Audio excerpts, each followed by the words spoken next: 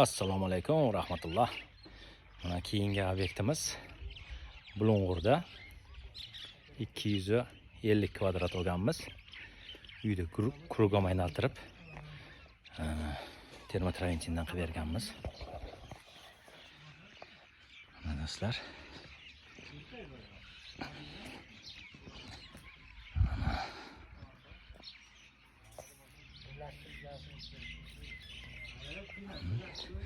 Chagalarni olib berganmiz. Chagalarni qo'yishyapti. Atrof polni rosa. Uy orqa, oldi hamma joy qilingan.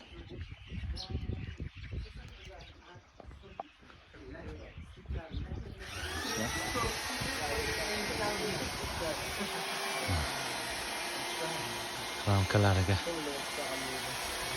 penoplastdan chagalar yopishtirib, burchaklariga yopishtiriladi.